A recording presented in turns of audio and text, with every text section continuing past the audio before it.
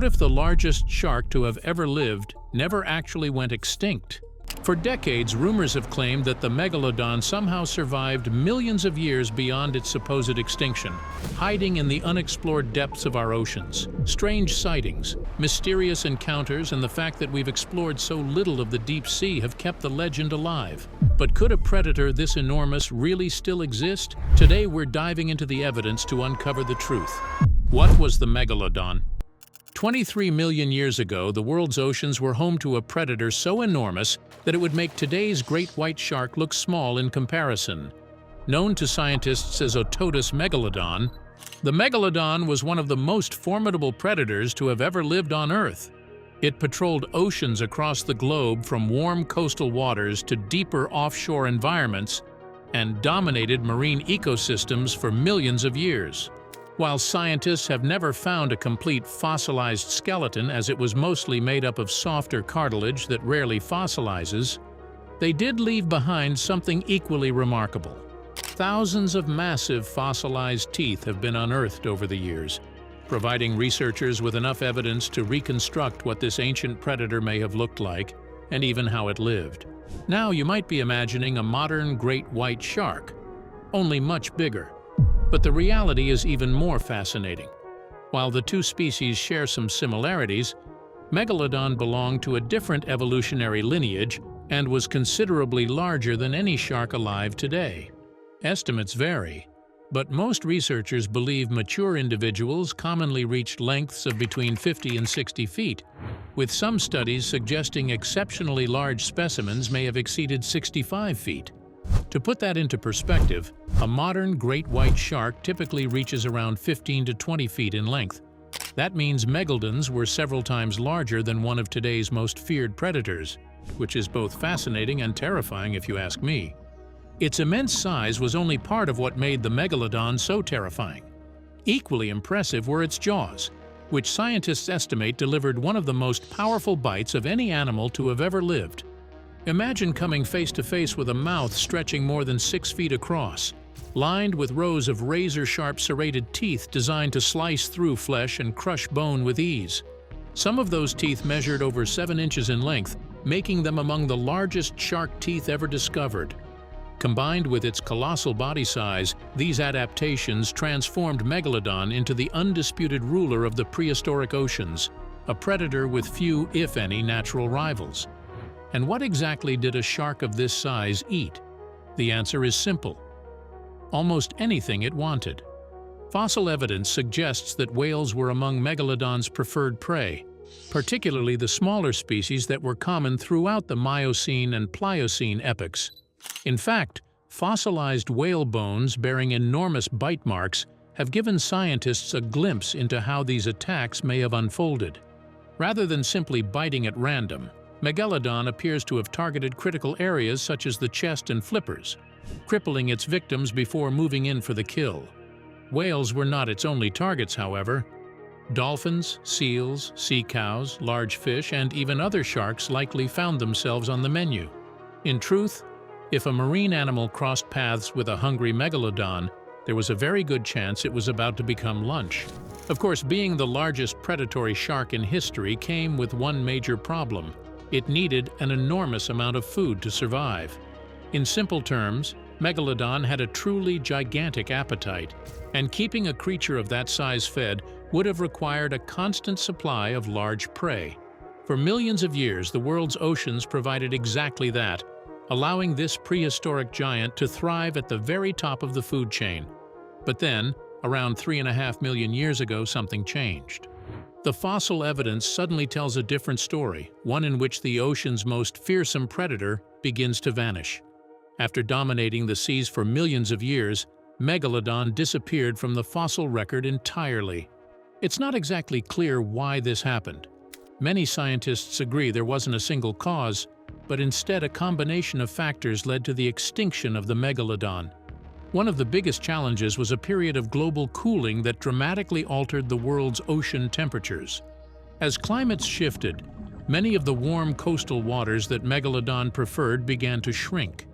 At the same time, the whales and marine mammals that formed the foundation of its diet were also changing. some migrated into colder regions beyond the giant shark's preferred hunting grounds, while others declined in number altogether. For a predator that depended on a steady supply of large prey, these changes may have been the beginning of the end. Yet despite the overwhelming scientific consensus that Megalodon disappeared millions of years ago, the story doesn't quite end there. Over the years, a number of researchers, enthusiasts, and mystery hunters have proposed a fascinating possibility. What if a small population somehow survived? What if, against all odds, a handful of these giant sharks managed to escape extinction and continue living far from the eyes of science? After all, the ocean remains one of the least explored places on Earth, with vast regions still largely untouched by human investigation. But if Megalodon really did survive, even in small numbers, one obvious question immediately follows.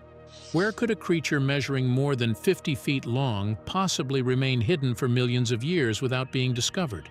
According to one of the most popular theories, the answer may lie in the deepest and most inaccessible part of our planet's oceans, a place so remote and unexplored that it seems almost alien. A place known as the Mariana Trench. The Mariana Trench hypothesis. At first glance, the Mariana Trench might seem like the perfect hiding place for a surviving megalodon. After all, it is the deepest known part of the world's oceans, a place so remote and difficult to access that humanity has explored only a tiny fraction of it. If a giant prehistoric shark were somehow still alive, surely this would be the place to hide.